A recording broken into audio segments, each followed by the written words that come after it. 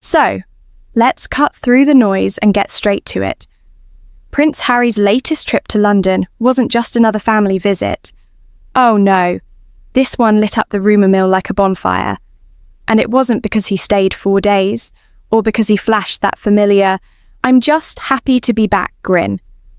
It was because Harry dropped some telling words, and asked a question that might reveal far more than he wanted.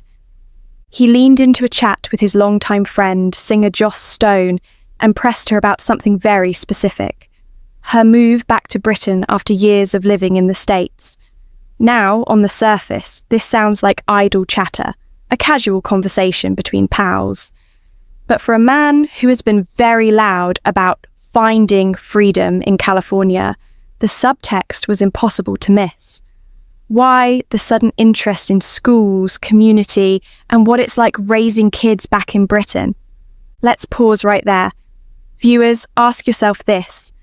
Was Harry just making small talk at a charity gala, or was he testing the waters for his own grand return? Stick with me, because this one's layered, and by the end of this video, you'll see how a 4-day PR tour disguised as a heartfelt reunion might actually be the start of something bigger and far more calculated.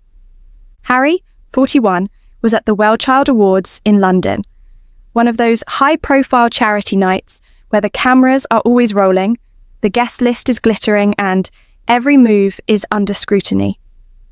Enter Joss Stone, an old friend, one of those rare people who's been close to Harry long before Meghan Markle ever entered the palace gates. She's not just a celebrity pal. She even sang at his wedding. And what did Harry do? He asked her about coming home. He asked her about how her children are fitting into British schools. He asked about community. These aren't throwaway words. These are loaded, intentional probes. And Joss, ever the candid one, later spilled that Harry seemed genuinely interested, like he wasn't just curious, but seriously considering a shift himself. Think about that. The same man who branded his escape to Montecito as his freedom flight, now openly admiring British schools, British community, British values. The irony writes itself. But let's not get sentimental here. This wasn't Harry simply getting misty-eyed about his homeland. This was a carefully staged moment. He knew what he was saying. He knew Joss would talk. And, of course, she did. She told Hello magazine that Harry spoke warmly about UK education and the importance of community for children. And she even joked, maybe Harry will move back too. Was that joke? Or was that the seed he wanted planted? You decide. Drop your thoughts in the comments. Because I think this was no slip of the tongue. This was Harry's PR machine at work, disguised as a casual chat. Now, let's set the wider scene. While Harry was digging for intel on British schools, he was also making his first face-to-face reunion with King Charles in a staggering 19 months. That's right. Almost 2 years since father and son shared the same room. And what did they manage? A 55-minute tea at Clarence House. That's it. Less than an hour, let me repeat that. Harry flew 5,000 miles from Los Angeles to London and got just under an hour with the king. If that sounds brutal, it's because it is. And yet, Harry's camp spun it like gold. His spokesperson rushed out statements about how he loved being back in England, how wonderful it was catching up with old friends, how the trip reminded him of the value of home. Classic narrative management. Every soundbite designed to drip feed a new story. Harry's not estranged, he's reconnecting, maybe even rebuilding. But here's where it gets interesting. Just weeks ago, insiders claimed Harry wanted Archie and Lilibet to have the best education in Britain. They said he feels his children are missing out on the family network, the same family he and Meghan bolted from, mind you, that George, Charlotte, and Louis enjoy. He wants them, apparently surrounded by cousins, uncles, and the grandparent who hasn't seen them properly since they were toddlers. Let's not forget, this is the same Harry who went to court insisting the UK wasn't safe for his family. The same Harry who declared, "My life is at stake after losing taxpayer-funded security." He was furious about not getting his police convoy back, even blaming his late arrival to an event on the lack of flashing blue lights. He framed Britain as a danger zone. And yet, suddenly, British schools are wonderful, community is priceless, and maybe he'll bring the kids over. Do you see the contradiction? Stay with me here, because the contradictions stack up like dominoes. If the UK is unsafe, why consider schooling here? If the family is toxic, why push for community in their orbit? If California was the dream, why keep flirting with the past? The answer is simple: power, relevance, and optics. Harry needs them desperately. And that brings us back to this London trip, a 4-day whirlwind designed not just for charity smiles, but for optics. He got photographed. He got the headlines. He got the whispers about Archie and Lilibet potentially coming to the UK. And, crucially, he got to stand next to King Charles again, the son of a monarch, not just another Montecito podcast dropout. But before you start thinking this was some grand reconciliation, let's pull the brakes. Notice who wasn't there: Prince William. Harry's own brother, the future king, stayed far away. While Harry sipped tea with their father, William was in Wales carrying out duties. Not a chance meeting, not a shared dinner, not even a casual hello. 19 months of distance, and the brothers couldn't bridge a single moment. The absence spoke volumes, and the media pounced on it because it means the rift isn't healing. In fact, it might be hardening. Harry didn't just come back to a warm family embrace. He came back to an icy wall built by the brother he once called his rock. But here's the kicker. Harry doesn't need William for this narrative. He needs Charles. He needs the king's glow, the king's presence, the king's stardust. As royal expert Ingrid Seward bluntly put it, because without that shine, Harry is just another celebrity in California, struggling to keep his star power alive. And that's the brilliance and the ruthlessness of this entire 4-day act. It's not about reconciling with his father out of love. It's about using the king's image as leverage to strengthen his standing in America, to remind Netflix why they signed him, to show corporate partners that yes, he's still the son of a king. That matters. That sells. Now, here's where I'll leave you for part 1. Harry's words to Joss Stone weren't random. They were calculated, deliberate, seeded into the press cycle for maximum impact. He's soft-launching the idea of Archie and Lilibet getting a British education, dangling it as a possibility, stirring headlines and testing public reaction. But is it genuine? Or is it just another PR play to keep his brand alive? That's the million-dollar question.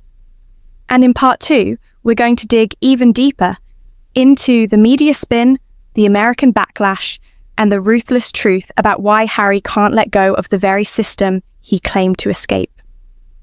So don't click away, hit subscribe, drop your thoughts in the comments, and buckle up, because the real story is only just beginning. So, let's pick up where we left off. Prince Harry's sudden interest in British schools and community wasn't just idle curiosity. No, it was a breadcrumb carefully dropped, leading us to a bigger picture. And that picture isn't about 2 small children. It's about one man's fight to stay relevant, profitable, and connected to the throne he walked away from. Now, before anyone jumps in with, but maybe Harry just misses home, let's rewind to what Harry himself has said in the past. Remember the lawsuits? Remember the claims that my life is at stake if he brought Archie and Lilibet to the UK without royal protection? He spent 3 years in court demanding taxpayer-funded security. He painted Britain as unsafe, unstable, even hostile.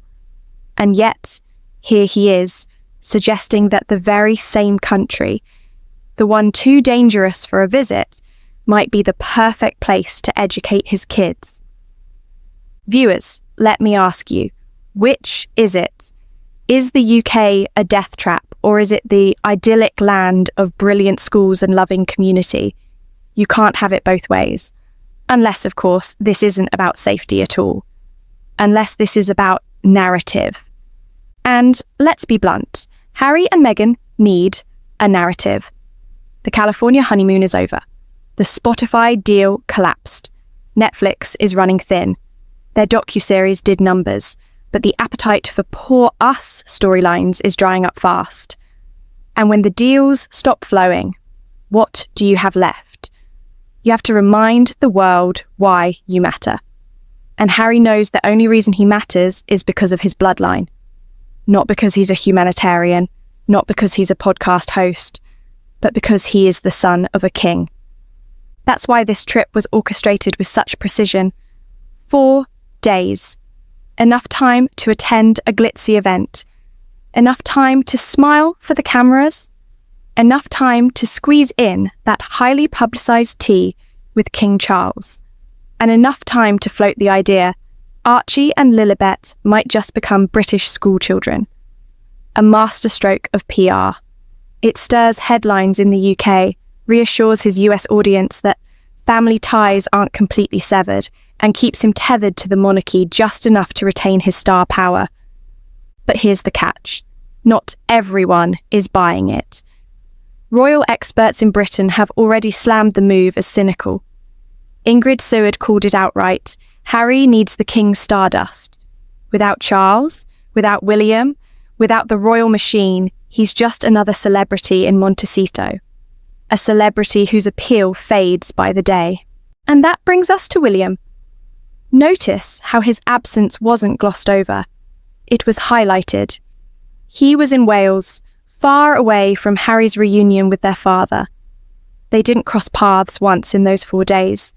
The tabloids framed it as another sign of the brothers' fractured bond, but let's read between the lines. William didn't just avoid him, he denied Harry the photo op he really wanted. Because let's be clear, a picture of the two brothers together would have been priceless. It would have sold reconciliation, unity, and hope for the monarchy's future. Instead, the photo never happened. And that silence screams louder than any staged handshake ever could. And here's where I get ruthless. Harry doesn't just miss his family, he misses the currency his family gave him, the power of association, the star power of being seen shoulder to shoulder with heirs and monarchs. Without it, he's stranded in California, a man with fewer and fewer cards to play. So, what's the solution? Manufacture the idea of return.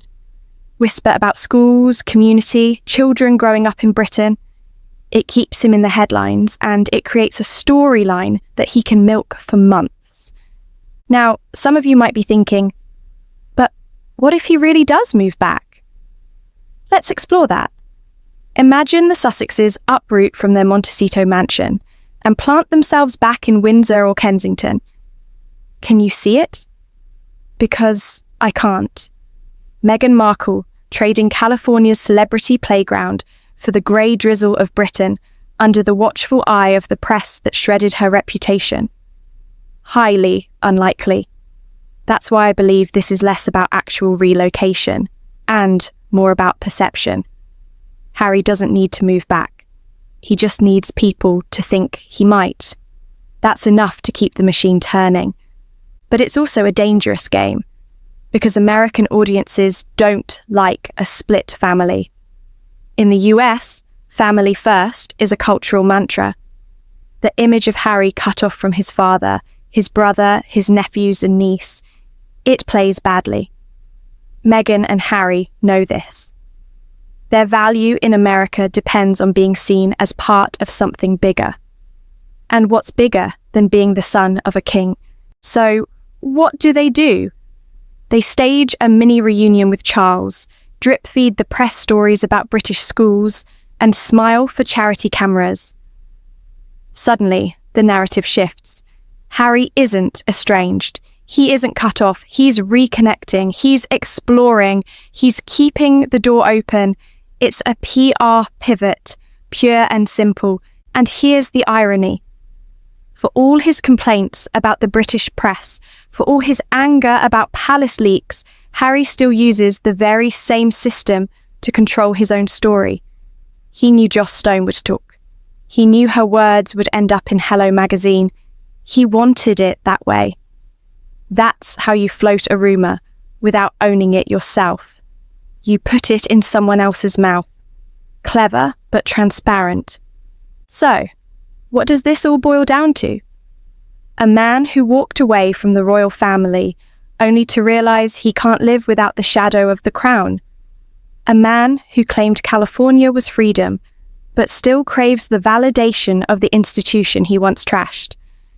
And a man who will use his children, yes, Archie and Lilibet, as the perfect excuse to justify a new chapter, a fresh narrative, a headline that keeps him relevant. And let's not forget, there's also the king's perspective. Charles met with his son, yes, but do we really believe this was about reconciliation? Or was it about optics for him too? A monarch photographed with his prodigal son, projecting unity at a time when the monarchy faces relentless criticism. Make no mistake, Charles plays the PR game as ruthlessly as Harry does. That 55-minute tea wasn't just a family catch-up, it was a performance. And William? By staying away, he sent a message of his own. That he won't play the game. That Harry can smile for the cameras with their father all he likes. But the heir isn't buying into the show. That rift isn't just alive, it's calcified. And for Harry, that's a problem. Because without William, the idea of a family reunion feels hollow. So where does this leave us? In the middle of a PR chess match, where every move is calculated, every statement rehearsed, every headline engineered. Harry needs Britain. He needs Charles. He even needs the schools and the community he once mocked. Because without them, his empire in California crumbles. And that, viewers, is the ruthless truth. Now, I want to hear from you. Do you believe Harry genuinely wants to bring Archie and Lilibet back to Britain for school? Or is this just another ploy to keep himself in the spotlight? Drop your thoughts in the comments. I read every one of them. And if you're as fascinated by these royal power games as I am, make sure you hit subscribe, because this story isn't going away. Not by a long shot. Because here's the kicker. If Harry really does make this move, or even teases it long enough, it won't just shake up his children's future. It'll shake the monarchy itself. And in the next video, we'll explore exactly how that domino effect could play out. So stay tuned.